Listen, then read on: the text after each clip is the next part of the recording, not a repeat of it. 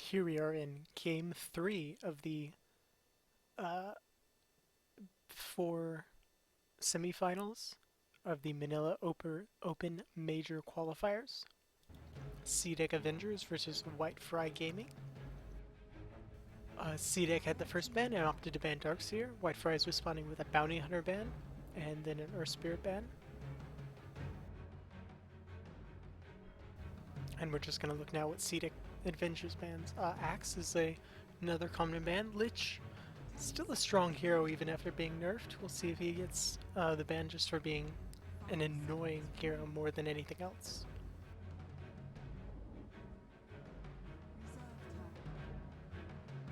CDEC was able to perform very well last game with an Invoker, and in the first game,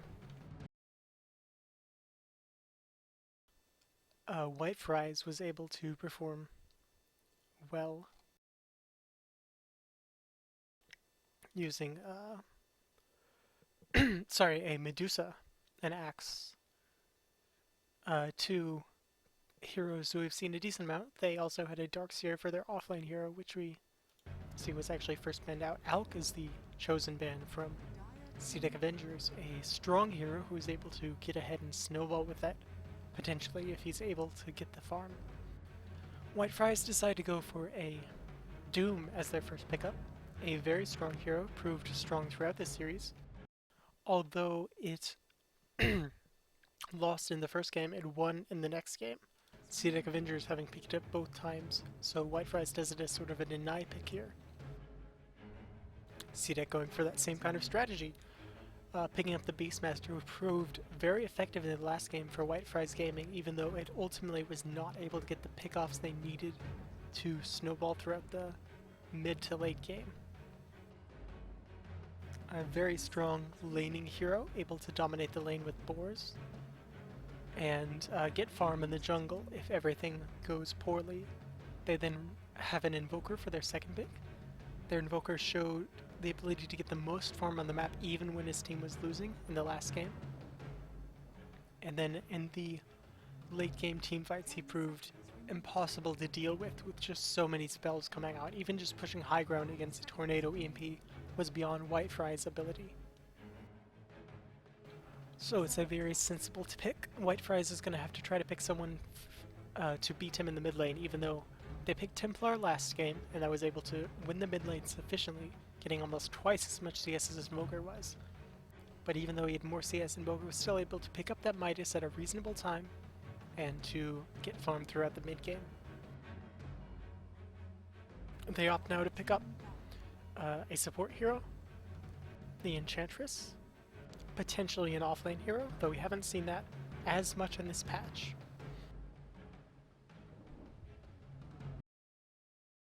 Enchantress was actually used in the first game of the series by White Fries to great success, ending the game very early, so they may try to replicate that using the early power of the Doom and Enchantress, which will allow the Invoker not to be played to his full potential. He will only have maybe half of its spells available at reasonable power.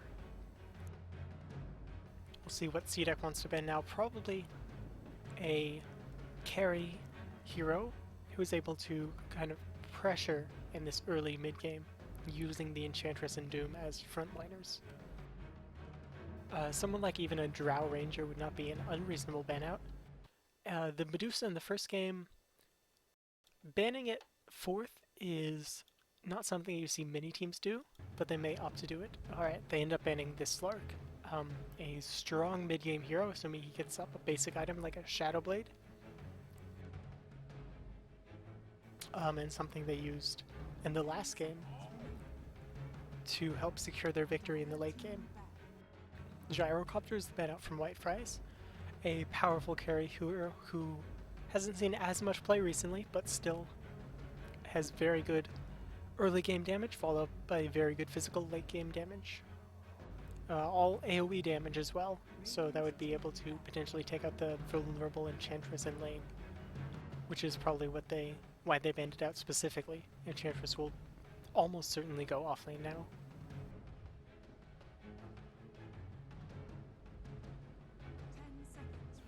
CDEC Avengers off to ban a Death Prophet, a mid-hero who would be able to go for that same strategy, that early to mid-game push with this, the Exorcism. Whitefriars just ban out a powerful support in the Lion. They used him previously in the series, but decide that they're not going to pick him this game, and didn't want to see that on the other side, just because of the immense amount of burst damage with Finger of Death, and the immense amount of control with Impale.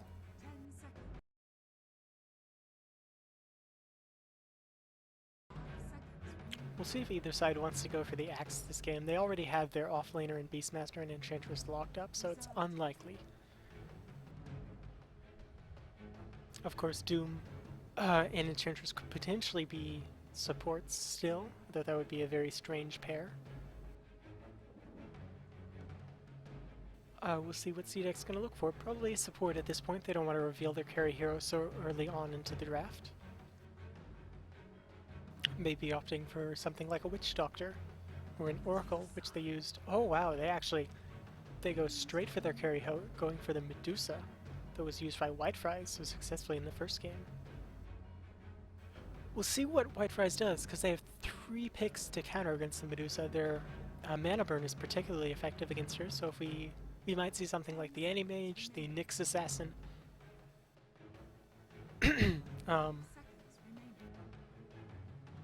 Even someone like a Phantom Lancer, despite her ulti purging illusions, Phantom Lancer is able to generate them so massively that it doesn't really matter if all his illusions die, as he's able to rapidly create them again.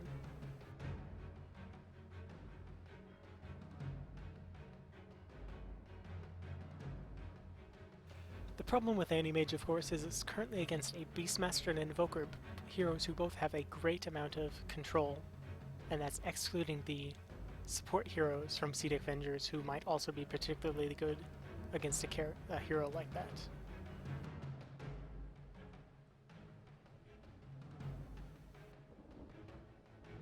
Interestingly, Beastmaster is actually quite good against Medusa. They of course have picked it for themselves, so they won't see that picked by Whitefriars, but the Necronomicon units are particularly effective against her, as is the Roar, just locking her in place to be wailed on if she is vulnerable early game, and then later in the game she will potentially even just kill a Necro unit with her split shot and take a decent pure damage nuke. Combined with the just general mana burn by them, it can be quite difficult to play against. Whitefriars seems to have been kind of stunned by this Medusa pick, trying to figure out exactly how they want to deal with it. They could go for just a very early game pushing lineup. Medusa her Snake is particularly good against stopping pushes, but if they're able to dive behind towers, for example, she is not able to deal with that as well. Windrunner is Whitefriars' pick as a mid-hero to compete against the Invoker, presumably. Not particularly good at any one aspect, however, in the Vega versus EG game just a few days ago, just yesterday in fact, we saw that Windrunner actually matches up very well against Medusa in late game, able to go for a Diffusal Blade and burning off 200 mana per second in addition to all her regular damage, which adds up to a huge amount of physical damage over time, just able to burst the Medusa as long as her Stone Gaze is already used. We see the Crystal Maiden by CDEC Avengers, a good early game support, hopefully able to secure them solid lanes as well as to jungle if she's not needed in the lane against the Enchantress.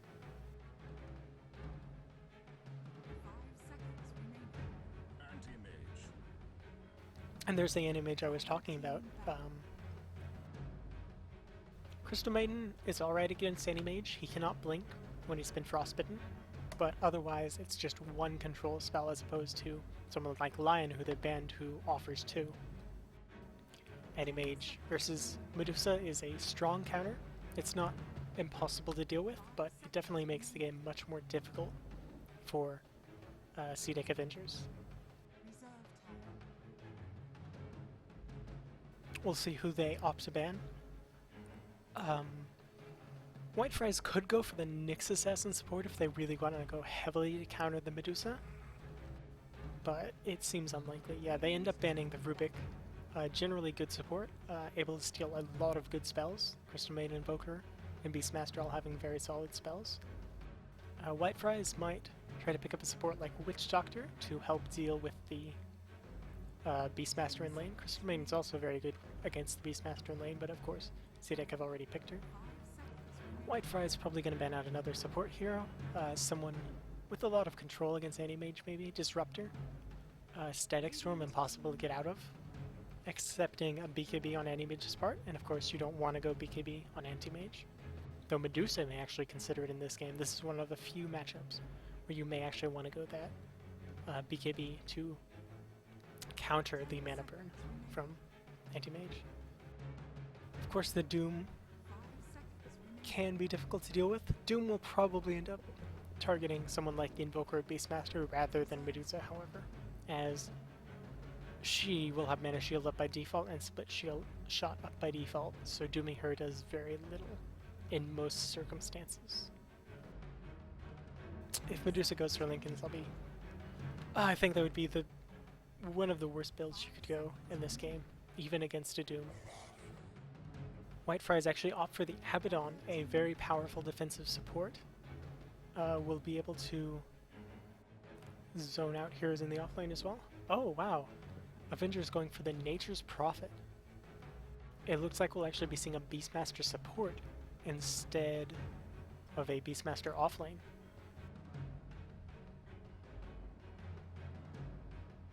An interesting option. He should be able to outfight the Abaddon with just treants himself. So in terms of fighting, in terms of just pure man fighting, he has the advantage there.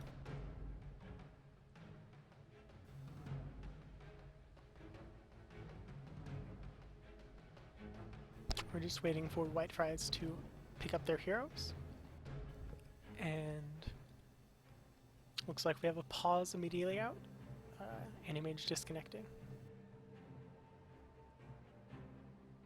While we're waiting for him to reconnect, we'll go over what players are on what hero. We have Ao on the Doom, Paulison on the Enchantress, CH on the Abaddon, Wei-Chen on the Windrunner, and Hai on the Anti-Mage. On CDEC side, we have Z on the Nature's Prophet, at YXL on the Crystal Maiden, Monet on the Invoker, Flyby on the Beastmaster, and Ju on the Medusa. Sporting the Scotty set, largely it looks like, with the bracers of the Emerald Sea.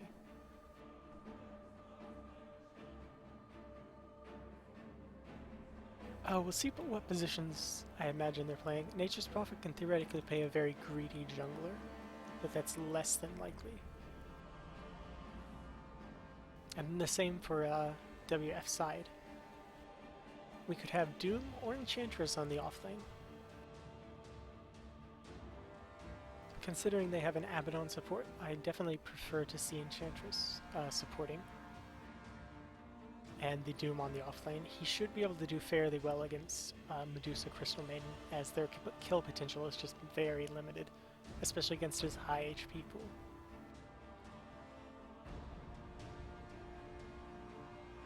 Everyone's reconnected to the game, so we'll see if we can get started.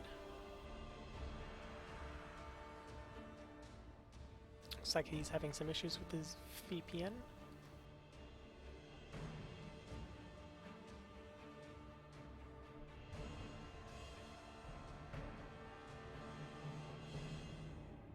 Hopefully he gets those resolved quickly and we're able to start. We can take a look at effigies, I suppose. We got Full Metal Alchemist from Monet. Nice golden effigy. We have no inscription, just a Arc Warden apparently missing his head, and on fire from Flyby. We've just a Lycan shooting fire out of his mouth, you know, nice fire breathing there by Z. I'm afraid I don't speak that language as much. Shadow Fiend looks quite a bit like a dire tower there, actually. And he seems to have an extra set of arms. I'm not sure exactly what's going on there. And we have a final one by Nature's Prophet, or by ZYXL, sorry, of Nature's Prophet, just giving someone the old point. What do we got here? We have a Templar Assassin. Got a nice reaching hand there. Says some nice characters. Doesn't say exactly what they mean. Oh, we got a Dream Protector reaching up to the heavens. No inscription. Just a nice looking tree. Got a lion doing the old classic finger pointing animation, saying some words of some kind. Couldn't say exactly what they are, and it looks like we're actually missing some effigies. We only have 3 here by the Radiant side. It's fairly disappointing. Let's see. Got AO, CH, and White Chin, but Hi and Pelosin not having any effigies. There's plenty to choose from now. You got Jade and Frost and Gold, all varieties. These even have levels. These winter effigies. Didn't know that. Still got the Aegis up there. Getting close to TIC as we have one more major to go, and then we're into TI. Maybe one of these teams will end up there. CDEC, not this team of course, but their main team was able to get in last year and have an incredible run for a wildcard team. It'd be nice to see if something like that happened at the Manila Major, one of these open qualifier teams coming in and doing extremely well. We've had that happen repeatedly over the past, so it'll be good to see something like that.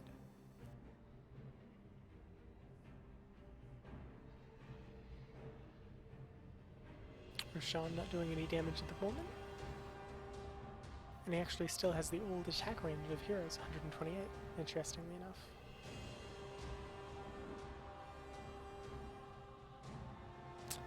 Got some board pings coming out from the Beastmaster.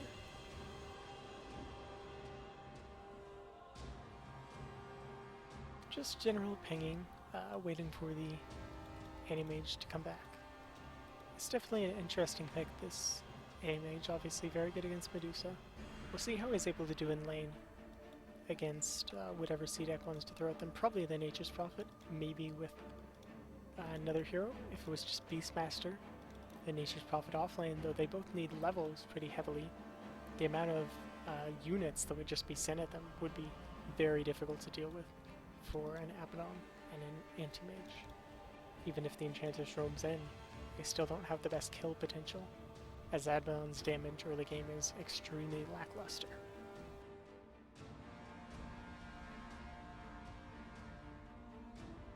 Don't even have a courier bot by anyone quite yet. Still waiting.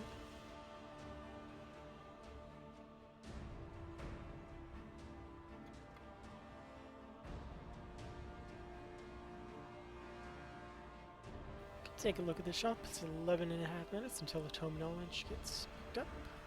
It's actually 1 more second than it shows on the timer there. Interestingly enough, I guess there's a 0 second. Like a 0 year sort of thing.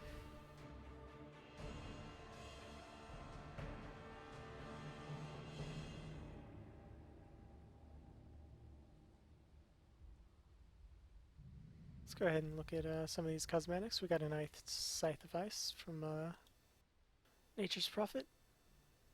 Robes of Eternal Seasons. I got the set. Chinese New Year set from a while ago. And he has the Halloween pumpkins, the pumpkin guys, the Hallowed Horde. Which is always nice. The Crystal Maiden. Let's take a look. I got the White Sentry weapon, which gives modifies their Crystal Nova, as we can see. Or sorry, that's the hat that modifies the Crystal Nova. The Immortal used to look awful when she was when she was bald, but now that she has hair, it doesn't look too bad. Let's look at the Beastmaster's items. We got the Mohawk going on. Doesn't have any special or eagle cosmetics. So it's a bit boring, but you know. Got to do what you gotta do. These pro players, you know, they don't have all the time in the world to browse through cosmetics and find the perfect ones. No American Eagle Hawk cosmetic or anything like that. Looked in Medusa earlier. We got the wizard hat. Ooh, the pointy pauldrons for the invoker. Both fairly expensive items, actually. Have a heroic cape from himself in a game when he was on Talent and Gaming, apparently, from last year. And got some, got the Ice Forge Spirits, so that's always nice to see alternate Forge Spirits. We can head over to the Abaddon. Let's look at what he's got. He's got the Oni set, it looks like.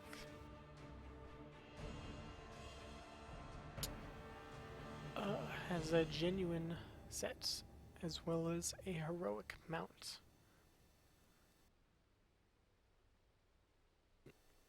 From his own courier kill, apparently, against IG. So that's pretty fancy. Doom repping the EG, or sorry. We have the EG wings and the EG, mostly EG, free-to-play belts, a VG weapon, and free-to-pay arms. So it's a combination of Doom sets, makes him look very imposing. Looks like Enchantress is going a bit bare-backed, just as little common bangles, just a little detail. Doesn't need much. Windrunner has the Rainmaker, gives a custom bow shot, and a custom windrun from the Immortal Cape. Nice pauldrons and some featherfall locks. Got a quiver. Anti-mage, not repping the golden bashers. Oh, I don't think he has those items. Let's see if we can actually look at them. Nope. He's having some trouble.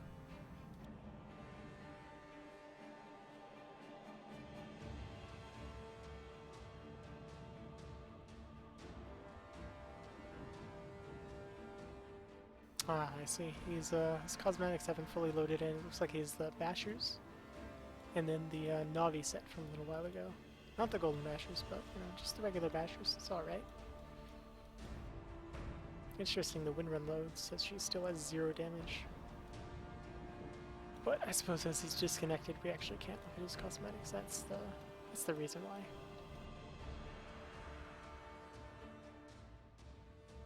Get a nice fiery ring from Doom, I suspect.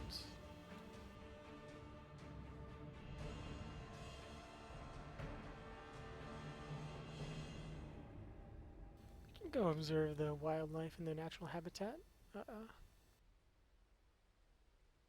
Butterflies there up by the waterfall. Just a few fluttering around, waiting for something to happen.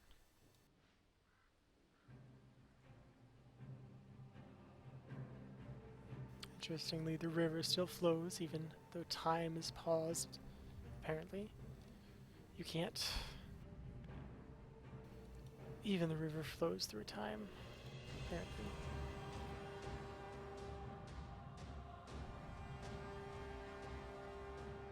Got these face towers of the Radiant. Very imposing.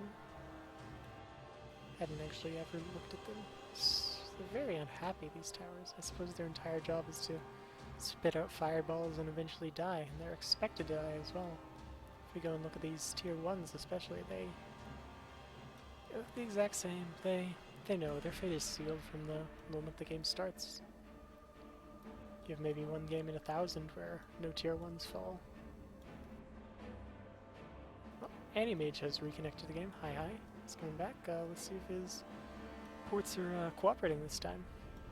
It'd certainly be nice to start this game. It's been a bit of a delay. Got some dire towers over here. I don't have any phases in them. Got some lava though. A nice kind of, looks like a knight's helmet almost.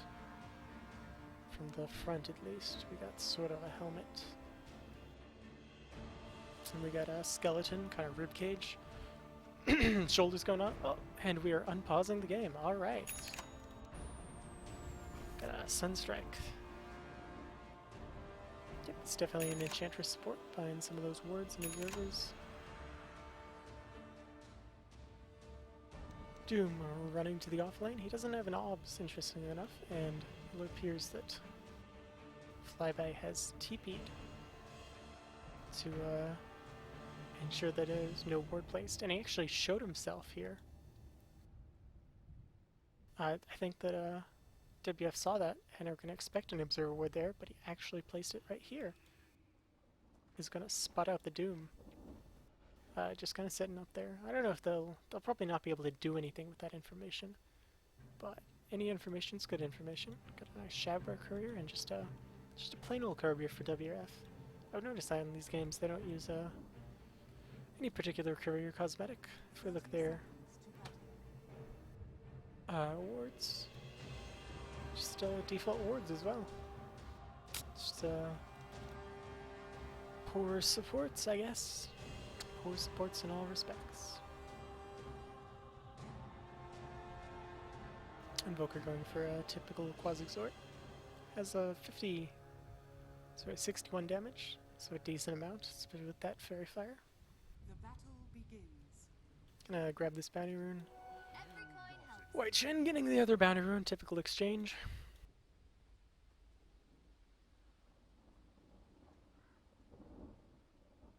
And then the healing salves. It looks like Flyby has decided that he doesn't want any part of that lane because he's jungling, because Z is going to be the actual offlaner. And it looks like it's just a solo anti-mage at the moment, as Abaddon has gone top with Mistcoil. It doesn't look like he has an offlaner's items. Where's the Doom wandering to? He's wandering to find a creep. I suppose he's just waiting. Abaddon's just soaking up the off lane while Doom looks for a creep. But as this has been blocked by the Observer Ward, he's going to have some difficulty finding the creep that he wants. Of course, Medusa's just not that good at zoning, so Abaddon's actually getting a lot of free XP here, though Doom is kind of suffering. We'll see how they end up doing it. Doom versus Abaddon getting the experience and gold in the offlane. It's going to be difficult without a stout shield and only a few tangos for him to really keep this up for very long. Although getting what last hits with Mistcoil, it's only 50 mana, fairly cost efficient. Look at the mid matchup, it's currently 5-3. With Windrunner getting a bit of a better end of it, but there's a huge creep wave going towards Invoker, so that'll probably change soon. Enchantress having the most let's hits, but as she's jungling, that's not a particular surprise. Anti-Mage actually not getting too many, spending more time harassing, it looks like, the Nature's Prophet than he is actually getting last hits.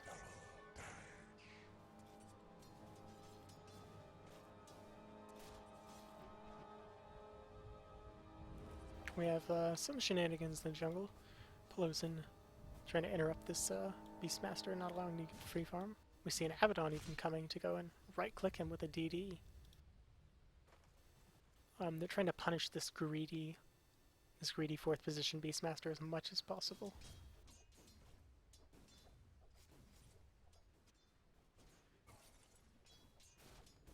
And we see again Anti-Mage trying to hit the Prophet as much as possible, even Satyr coming into Shockwave a little bit.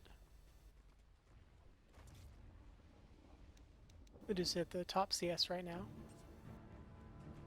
Doing fairly well compared to the Anti-Mage, having almost double his CS. We'll see if she's able to get all these behind tower. Medusa's base damage isn't incredible. With the Wraith Band, it's decent though. Now it just misses that range creep, trying to aggro all of the melee ones properly. It looks like she'll get all of these, even if she takes quite a bit of damage. No more Satyr Blasts. Giving Nature's Prophet there was actually a fairly big mistake on the Enchantress part. That's 87 gold and a decent chunk of XP. Hopefully she doesn't feed the Hellbear as well. It was just about to time out as well, so it was just a slight mistake. Telling that range creep is always good now. Denies 45 XP to the enemy. A very significant chunk. See if he blinks away to just take some less damage. Yeah, just a little blink. Very action-like game. We're having some trading up at top rune. Doesn't look like it'll result in a kill.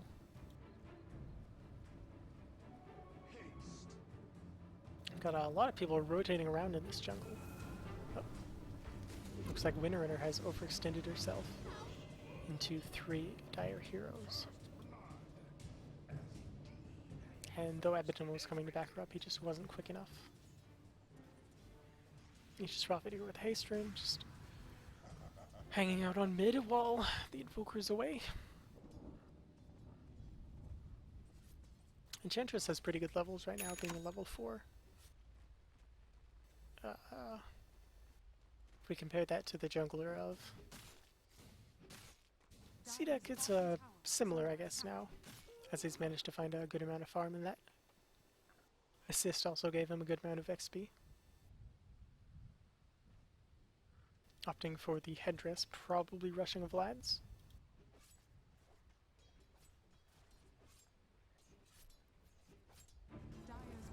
Looks like they're trying for an early push here with the Enchantress creeps, as well as even just a little pumpkin tree in.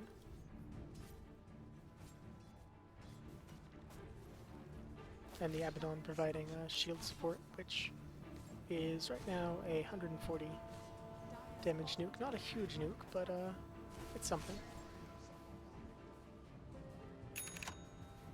Tower is not in deny range, which is good. Ideal. It's a very early smoke from the Beastmaster.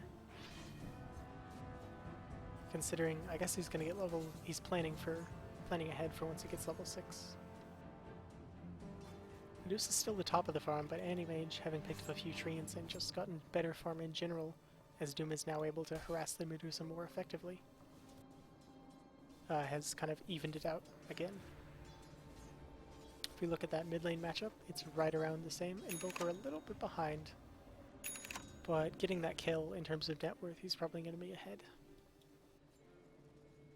Or at least right around equal. Yep, ahead by a decent chunk.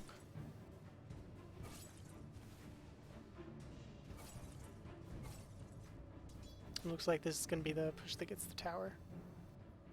They have 3 heroes. They have a Wildkin for armor, and then a Satyr for health. Though there are 4 little treants, it doesn't look like it'll be enough. Though actually, it looks like they're bringing an Invoker. They really want to make sure they don't lose this tower.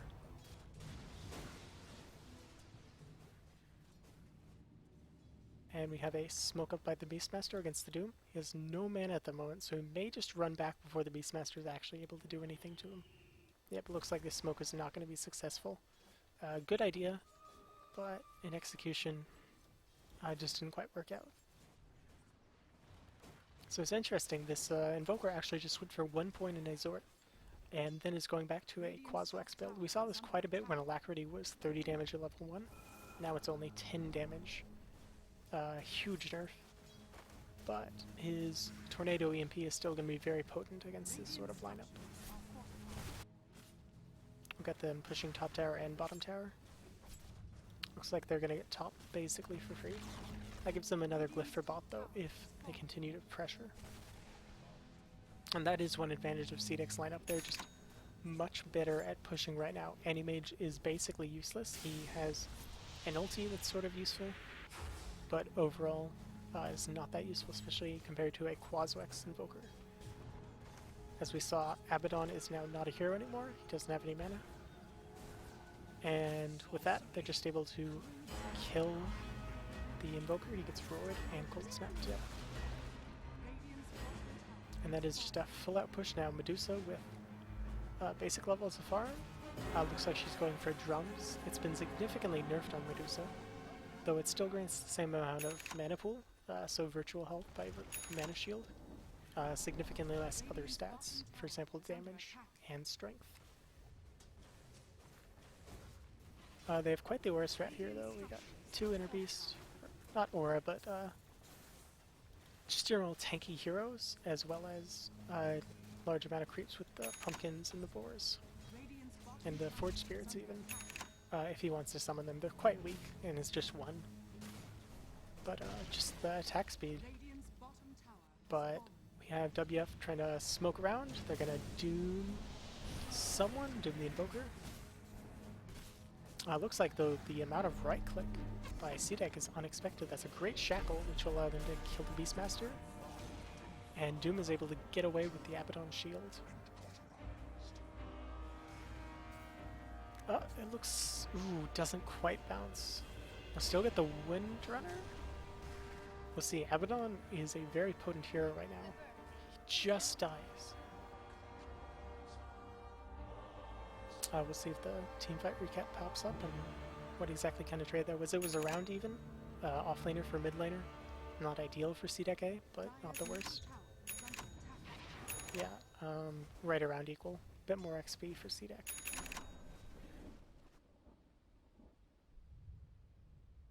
Crystal Main dropping a very aggressive ward behind the tower. Looks like Anti-Mage just picked up Perseverance, so as we see he's still fairly far away from the Battle Fury. Enchantress picking up the Midas, something we don't see as much now, but she understands that they're not going to win this game in the early game and nothing she picks up is going to help that much. Well, I say understands, that's her understanding at least. I'm not sure if it's actually the correct interpretation of this game. We'll see. Oof, Doom taking a full Mystic Snake. With Tranquil Boots, it's not going to hurt as much, but here comes the EMP, and now he has no mana. So he's not a hero really anymore.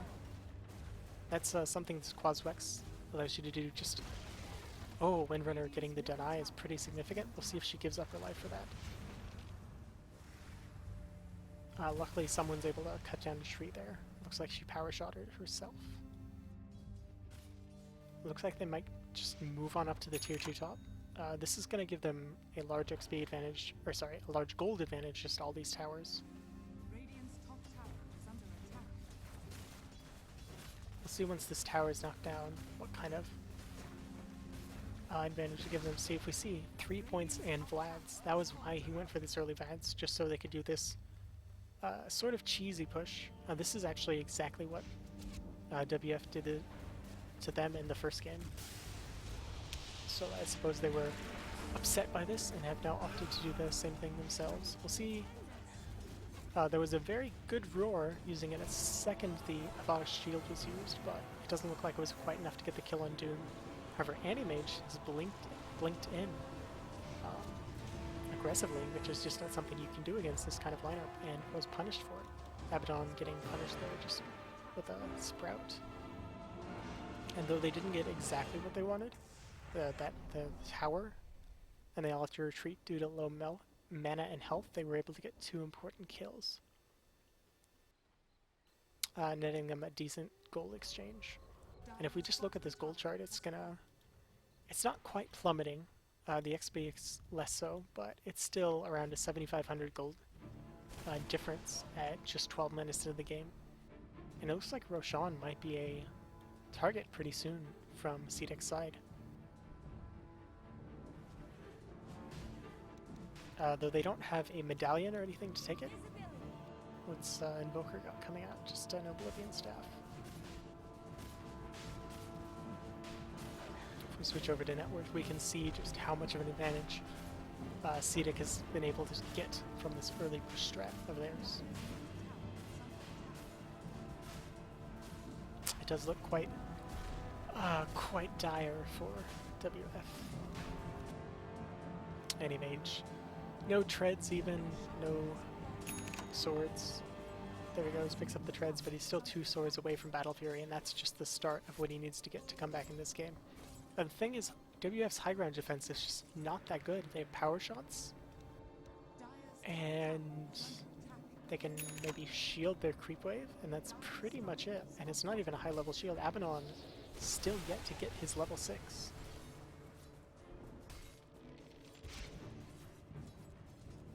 Looks like WF is going to be able to get this tower up top, but at the cost of not having a great position for their tower defense in mid. And of course the Aegis on Invoker, I presume, yeah, is just going to make fighting into this. They have to kill maybe the Medusa first, but Medusa has Infused Raindrop and a Drum and max mana shield, so taking her down is just a damn sight of impossible. The damn side of impossible? I don't know how that saying goes. And they're just gonna siege the high ground. See, this was WF's big problem in the last game. They didn't have ranged heroes to siege the high ground with. But as we see here, they're just hitting the high ground from so far away, and WF just does not have the spam to deal with it. If we look there, Enchantress now has no mana. And Doom just completes his Vanguard right now. Now that will make him very tanky for this upcoming engagement.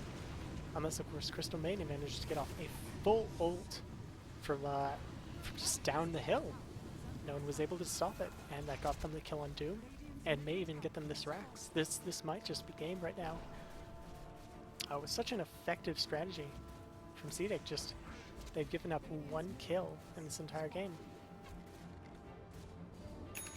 And yeah, you shackle the Invoker, but he has Aegis, so at best you're going to knock that off. Medusa now picks up an Ultimate Orb for maybe just a Scotty. Enchantress runs in and tries to take out the Aegis, and is not even successful in that. It just looks like it's just about over. I mean, Anti-Mage now has one of his swords for Battle Fury, but I don't think a Battle Fury is anywhere close to what they need. CDEC is even sieging the high ground without a creep wave. They have a Mechanism and Treants, and that's just enough. They have no backdoor region because of mid lane pushing in. Windrunner lands the perfect shackle, but it's just not enough at this point. Doom has Doom up still, but who's he going to doom? The Medusa? That doesn't do anything at this point. He can't doom the Invoker because he is Aegis, and everyone else is just so far back. And it's just this mana drain strategy, sort of, by CDEC. They just can't fight. And that's another melee barracks. 2 melee racks in 16 minutes is virtually impossible to come back from. Because it's not just the amount of money that CDEC get from that. As we can see, they have 4 of the top 5 heroes, and even CM is way up there, having only 600 gold less than primary farmers from WF. But it's also the lack of money, as each of these creeps is worth about half of what WF's creeps will be worth.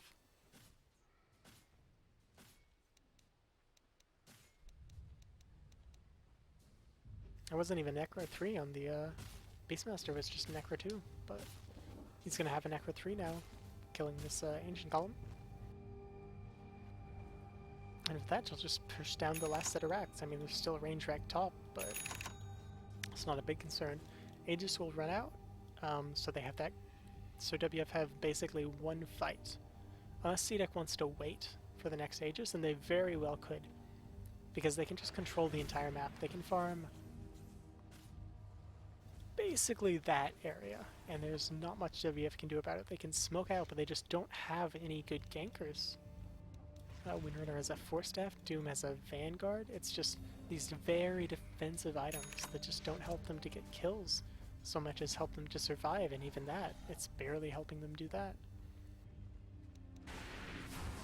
I mean, Anti-Mage just dies top. There's nothing he can do. Invoker has an Orchid, Ghost walks onto him, Cold Snap, Earner Shadows, and Orchid, and then it's a dead Anti-Mage. Dead Anti-Mage who almost had his Battle Fury, but even if he had it, still just the first of many steps the WF needs to get back in this game.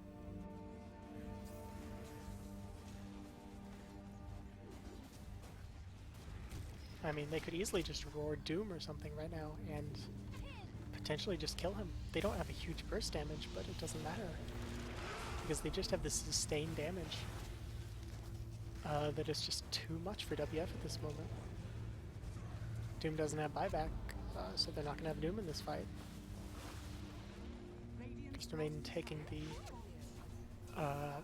Necro Warriors feedback damage, but it's not going to make a difference. Technically, they still haven't gotten the range rack stop, but as you can see, Hi is just standing there. They've called GG. That was quite a whopping of a game. CDEC proving that they can pull off an early push strat just so effectively. Not even giving WF really a chance to respond. It's just they punished the anti-mage so heavily they sort of baited him out with the Medusa pick, and then instead of opting for kind of a late game dominance, they opted for that early game push with Medusa just as an impossible to take down tank. That combined with Nature's Prophet and Beastmaster support's aura was just unstoppable.